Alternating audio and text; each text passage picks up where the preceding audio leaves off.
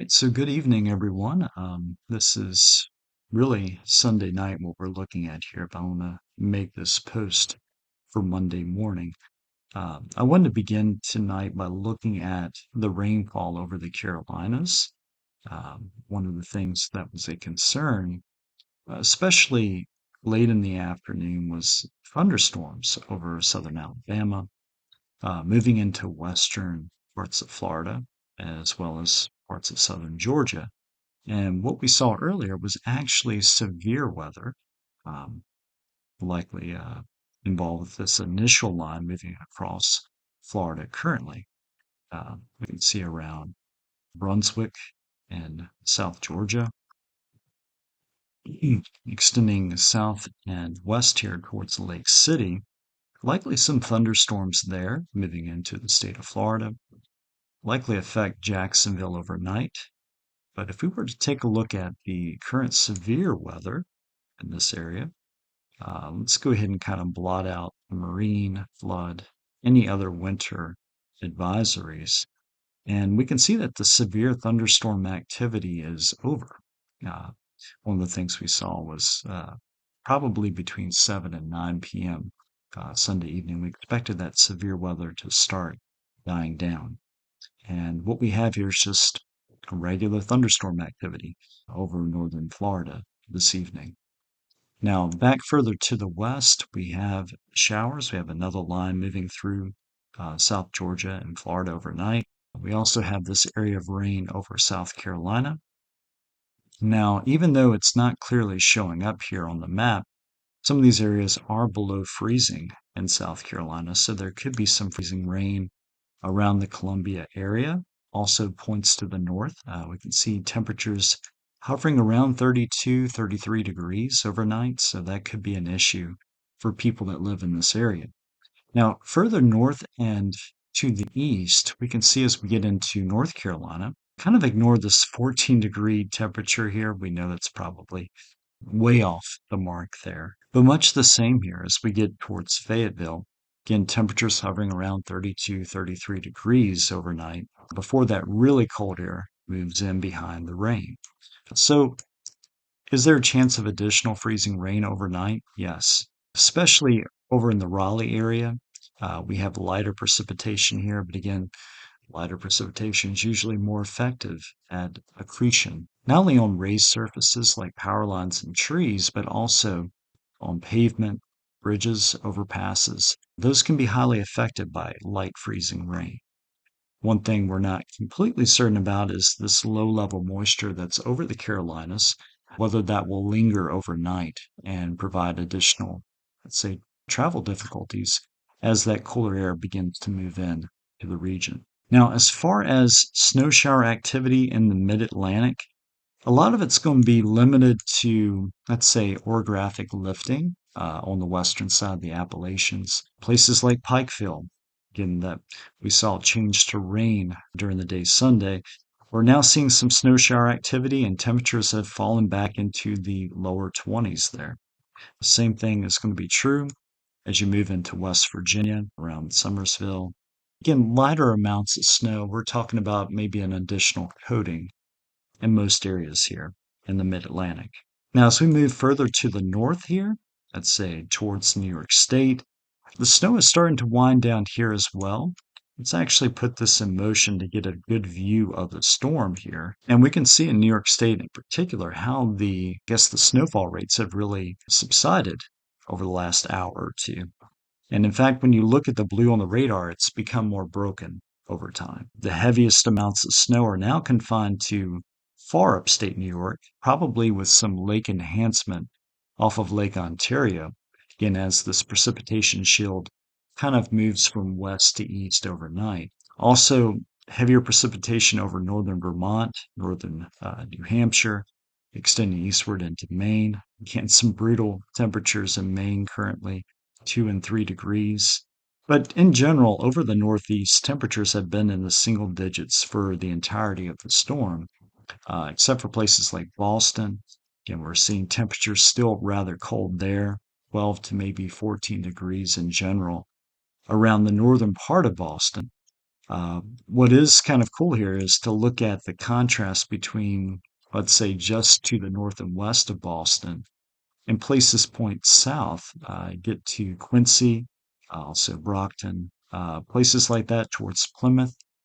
Temperatures are actually in the upper 20s. So if you were to look at locations on the north side of Boston and compare that to the south side, it'd be tremendously different. And snowfall totals are going to probably be highly impacted by that. So not only are we seeing a wet snow to the south side, we'll probably see lesser amounts when we actually see those totals come in to the weather office in Boston, Massachusetts. Now, Providence is still receiving snowfall at this time. That's wrapping up probably around 2 a.m. there. Nantucket, probably a few more hours of snowfall there. And of course, over Maine, it looks like we have several more hours in Portland, places to the north and east overnight. As far as the rest of the country, we can see in Arkansas there's some light snow. Again, maybe another coating to an inch there in southern portions of the state. Same thing is true up in northern Texas. Again, lighter amounts of snowfall there. Kansas, same thing. Colorado, some light snow activity there as well overnight. And as we move to the West Coast, one thing you'll notice here is the warmer temperatures along the West Coast. Again, 40s and 50s associated with ridging. That's been the predominant feature, right, for the last couple of weeks there. It's kind of prevented the rainfall and snowfall activity that we saw weeks prior in the early part of the winter. Now, that's about to change for locations in Washington state as we move into midweek. Now, as far as snowfall rates in the Boston area, extending northward into Maine, we can see that there's still some heavier bands west of Boston, also to the north there, into New Hampshire, Manchester, Portsmouth, also into Portland, Maine. There's some heavier bands there. But one thing you also notice is that this is heading out. And I would say probably by 3, 4 a.m., a lot of this is going to be wrapped up um, as far as what we're seeing here on the map. Another location I want to share with you is near Watertown in western New York. What you're seeing here in this radar loop is likely lake enhanced, more so than, let's say, associated with any low pressure system. So these heavier bands overnight, according to the National Weather Service, could produce anywhere between about 4 and 8 inches of snowfall. So we could see that probably through early morning in locations such as Watertown. Now, one of the things we're seeing as a result of this winter storm is a lot of power outages over the south. If we were to look at just the country in general, we're seeing around 825,000 current customers without power. And if you look here to the left of the screen, you can see the total U.S. customers mentioned at the top. Um, and we can also see the individual states that are affected by this winter storm. And Tennessee by far has the most. We have 250,000 of people in the state of Tennessee alone that are without power. Mississippi, 156,000 without power. Louisiana, 122,000 without power. And you can see that there's a significant number: Texas, Kentucky, South Carolina, Georgia, and North Carolina. Let's say we wanted to view the entire list, though. You can do that here if you were to go to poweroutage.us, and you can see each individual state here that's been impacted by the storm. Another, let's say, one that we could look at, for instance, let's kind of go up here to each individual state. Let's say if I wanted to go up and look at New York State. Again, it shows here that we have over 8.5 million customers here and about 1,000 people without power. Are there any states in the Northeast highly impacted? It looks like Massachusetts has about 2,500 customers without power.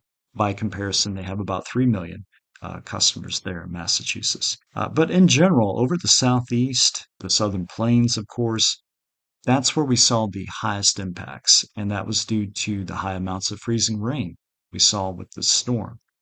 And this will likely again go down as a historic storm.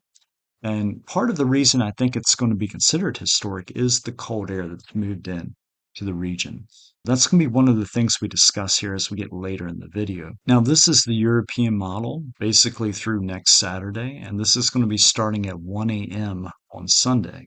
And we can see on the map here that in New York State, basically eastward into Massachusetts, northward to Maine, we have this snowfall activity overnight. And as we move forward in time, we can see that snowfall begin to really die down in many places. One of the things you'll notice is that, yeah, there's still some lighter blue over New York State, over much of New England, but again, lighter amounts in general than what we saw earlier on Sunday. This could continue where we have lighter snow showers into, let's say, midday on Monday.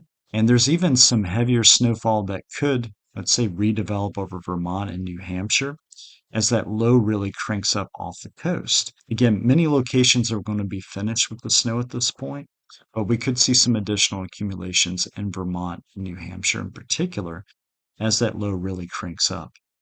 Now, one thing in particular we're seeing here is these blue lines, right? Kind of projected from northwest to southeast here. We can see how they line up parallel to one another along the coast. These are actual thickness contours that we're seeing here. And just of note, when you see 540 here and it's kind of thicker than the rest, the reason they do that is that that's usually the dividing line between rain and snow in the atmosphere. It's just a general rule of thumb for meteorologists. Now, as we look to the north and west of that 540 line, you'll notice that those height contours are very close together. And that kind of mimics also what we're seeing in the pressure gradient. You can see here that along the Appalachians, we have a very tight pressure gradient. It's indicated by these thin black lines here. So we're going to see some higher winds move into not only the mid-Atlantic, the southeast, and the northeast, and that's behind this low pressure system that's really getting going during the day Monday. So if we still have ice on the trees, right, on the power lines, and we have these high winds move into the area, we could see additional power outages on Monday, well after the storm has left the US. So that's an additional concern to be aware of, I guess, during the day Monday, that if you haven't lost power yet, you could still lose power due to the winds on Monday. Another concern, of course, during the day Monday is the colder air that's moving into much of the U.S. east of the Rockies. So, one of the biggest concerns with the storm was the cold air that was going to arrive after all the snow and ice fell. And if we consider the states that had the most power outages as of Sunday night, let me highlight those for you. So, again, from eastern Texas through much of Louisiana, Mississippi, through the state of Tennessee, and back through Arkansas, highlight that area in red. And then let's kind of consider those temperatures Monday morning. Wherever you're seeing, let's say, light blue on the map, again, say to the east here, right, into central portions of Virginia, North Carolina, down to the panhandle of Florida. All of that is below freezing. And as you get into the deeper blues here, we're getting into the teens Monday morning. And then even back into Arkansas, right? Western Tennessee, where we saw a lot of the freezing rain and power outages. We're starting to get into those single digits on Monday morning. So I say this again in that this is historic for a couple of reasons, not just because of the power outages, but the way in which people are going to be affected by the storm. We're going to have very cold temperatures, not only for Monday morning, but perhaps even Tuesday morning. And throughout the week, we're going to have below average temperatures, probably at least for the next week in the southern plains and the southeast. But in general, we can see how people could be directly impacted by the storm if they don't have backup electricity, right? Or let's say a fireplace to get heat from. You may need to help your neighbor this week if you live in these areas from Texas, Arkansas, Louisiana into Mississippi and Tennessee.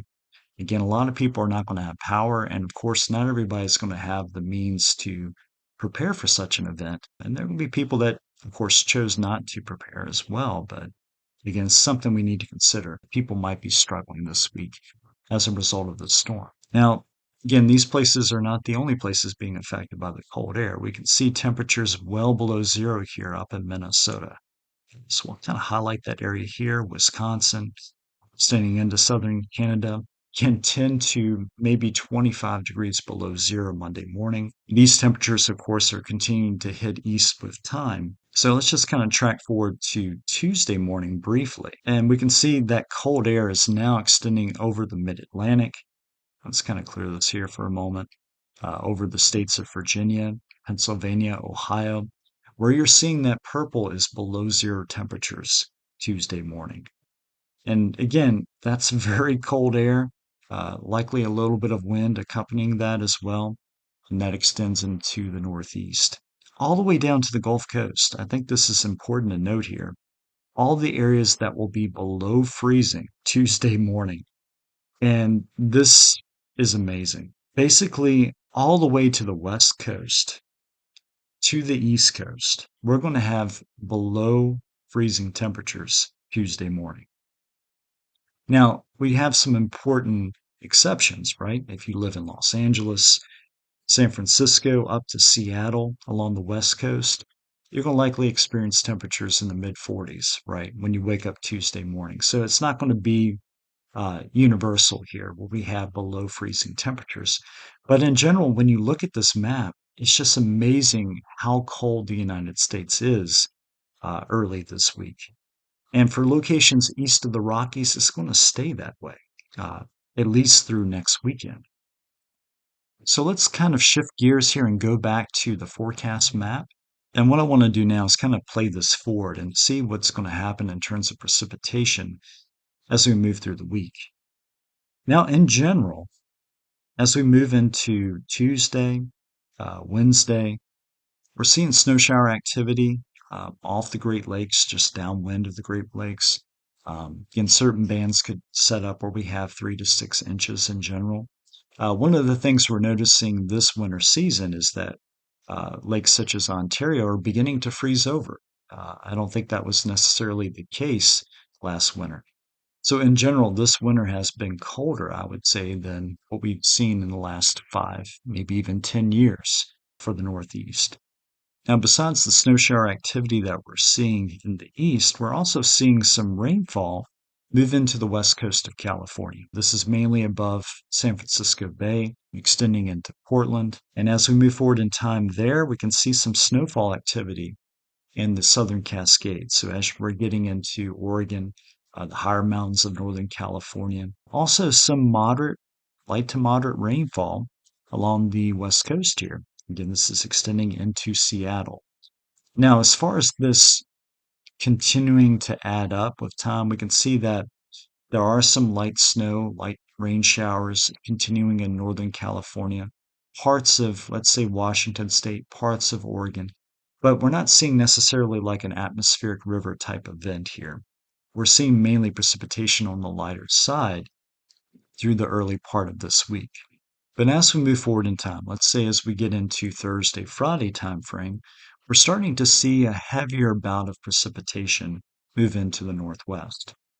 In fact, as we get it late in the day, Wednesday into early Thursday, we can see some heavier showers over Vancouver. And then we can also see some snowfall activity in the northern Cascades of Washington State, heavier rains likely along the coast of Washington State and Oregon. The snowfall begins to take place in places such as Oregon in the southern Cascades there. As we get into, let's say, the early morning hours of Thursday, and this is probably with greater intensity than the precipitation we saw earlier in the week. And this precipitation will continue as we move through Thursday and into Friday. And for those that live, let's say, in the northern portion of Oregon State, again, this is the trend for now, Washington State, it looks like we'll continue with the rain through Friday. And there appears to be a second bout of snow, let's say, in the northern Cascades of Washington State during the day Friday as well. Okay, last thing I want to point out here is the ridging that's continuing to occur over the west. So hopefully I can highlight that for you guys here. Now, what this ridging means for the short term, at least, is that storm systems will continue to track over that ridge, possibly dive on the eastern side of the Rockies through Lee troughing, and then have these storms that develop in the Gulf, delivering more opportunities for snow and ice to the southern U.S. This will likely be a trend that continues through the early part of February in the U.S. In fact, these 5 to 10 day outlooks that we're seeing from the National Weather Service are in agreement with the models that we're seeing. So, stepping this forward with time, we can see where another system is forming in the Gulf of Mexico. And by the time we get into late in the day Friday, we're seeing another round of snow develop in western Virginia, maybe extending into central Virginia. And we can see that as we step forward in time here, there's snowfall on the western side of the Appalachians that begins to expand with time. This precipitation shield expands right in western North Carolina into the Piedmont of North Carolina, and likely along the state of Florida, there could be some shower and thunderstorm activity that fires up once again. It's really too early to tell if we have severe weather that forms, but thunderstorms nonetheless, right, around the Tampa region. And also, if you go off the coast here, we can kind of see where there's a buckle in the pressure gradient. So I don't know if you can see this buckle here. So I'm going to try to highlight that for you in red. So we have a lot of red now on the map, but hopefully you can see that here off the southeast coast. That buckling is usually a precursor to low pressure forming. And as we move forward in time, guess what? A low pressure forms off of Cape Hatteras. And Cape Hatteras is a very common area for low pressure systems to form. Usually cold air dives down into, let's say, North Carolina. We have the warm Gulf Stream coming northward there. It's just a very strong temperature gradient. And because of it, we have low pressure systems that like to form in that area. And we could be seeing a period of heavy snowfall over parts of Virginia, North Carolina, even South Carolina, if this were to hold. How long does that last? Does it continue to blow up into a nor'easter? The European model is showing that. We're seeing now moderate to perhaps heavy snowfall for a period of maybe 12 hours in North Carolina, in the state of Virginia. But we can see even over Richmond, Petersburg, the eastern shore of Virginia, perhaps to Hampton Roads, snowfall activity, and then maybe some ice along eastern North Carolina here. Again, this so far has shown maybe 12 to 24 hours worth of snow. Again, this area just had a very strong storm during the day Sunday. Now, this is a week out, and we're seeing basically a Saturday snowstorm here for the mid Atlantic. But likely during the day Sunday, this could extend into the Northeast and deliver more snowfall in these locations, such as New York City, Boston. And that's just something we're going to have to watch throughout the week. So when I do put up a new video Wednesday, we'll talk more in detail about it. One of the things when we see snowfall over North Carolina, South Carolina, that tends to change over time. It's just the probability of getting snowfall that far south. It's just that much more rare. What we typically see is ice, like we saw with this most recent event, if we do get frozen precipitation. But yeah, it would be interesting to see if that holds true as we approach Saturday. And of course, we'll talk about snowfall amounts in the Northeast if this does pan out. But the final thing I think we need to mention here is that we'll have more opportunities for snowstorms developing in the deep south, also in the mid Atlantic and Northeast in this pattern. So, as long as this ridging holds over the west, we're going to continue to have the strong troughing in the east. And again, the main takeaway from troughing is that cold air is associated with it. As long as we have that in place in the east, we'll continue to have these cold air outbreaks and we'll continue to have the possibility of winter storms in the east. But we'll leave it at that today. If you got a chance to see my streaming event earlier, that was my first live stream. So, very happy to get that posted. And if we have a storm next weekend, I plan to go live once again.